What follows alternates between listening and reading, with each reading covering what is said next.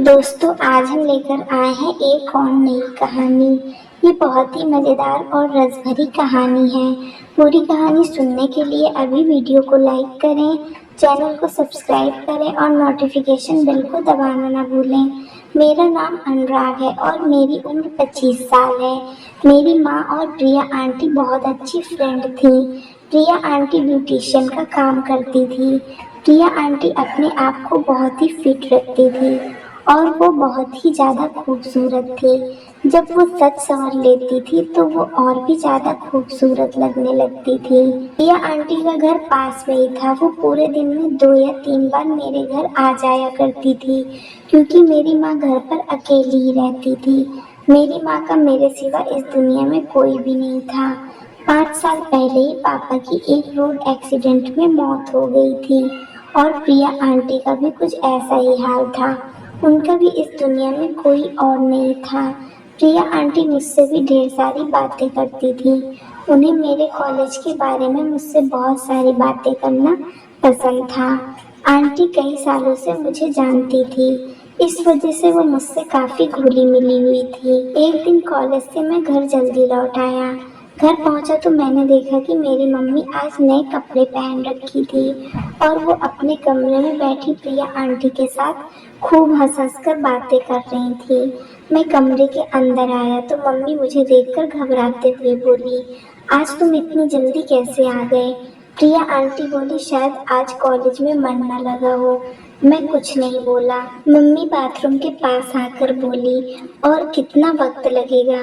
अंदर से एक आदमी बाहर आया और बोला कि बस हो गया, ठीक हो गया। मम्मी ने उसे पैसे दिए और वो चला गया। मुझे कुछ समझ नहीं आ रहा था कि हमारे घर अक्सर ये प्लम्बर क्यों आया करता है। उसे मैं अच्छी तरह से पहचानता था। मेरे सिर में काफ़ी तेज दर्द सा होने लगा और मैं अपने कमरे में आकर लेट गया। प्रिया आंटी अपने घर चली गई और मम्मी मेरे कमरे में आई और बोली, अभिषेक क्या बात है, आज मूड ठीक नहीं है तुम्हारा? मैंने कहा, ऐसी बात नहीं है, सिर दर्द हो रहा है।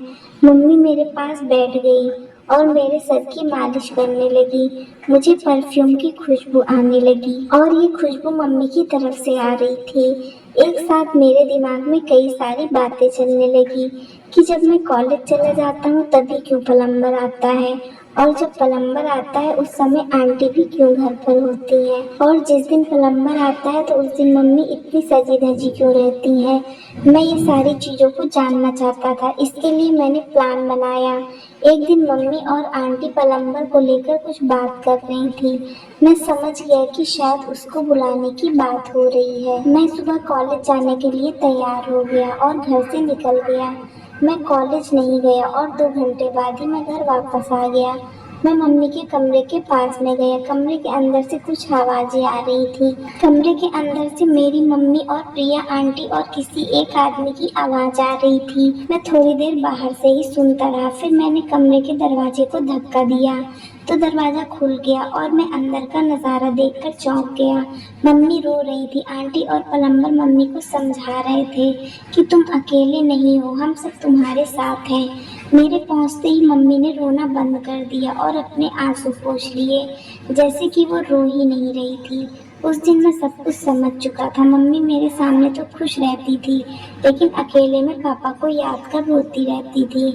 मम्मी को खुश रखने के लिए आंटी मम्मी के पास आ जाती थी और वो उन्हें यादों से हटाकर सजने संवरने में लगा देती थी। और बात रही प्लम्बर की, तो वो घर के काम की वजह से कई बार घर आया था, तो वो भी मम्मी और आंटी से थोड़ा घुल मिल गया था। वो भी मम्मी की फिक्र करता था। मैंने अनजाने में उन तीनों के बारे में क्या क्या सोच लिया था। मैं अब मम्मी का और ख्याल रखने लगा और उनको खुश रखने की कोशिश करने लगा। दोस्तों, इस कहानी से हमें ये सीख मिलती है कि बिना पूरी सच्चाई जाने किसी के ऊपर कोई आरोप नहीं लगाना चाहिए। तो दोस्तों, ये थी हमारी आज की कहानी। आपका क्या कहना है इस कहानी के बारे में?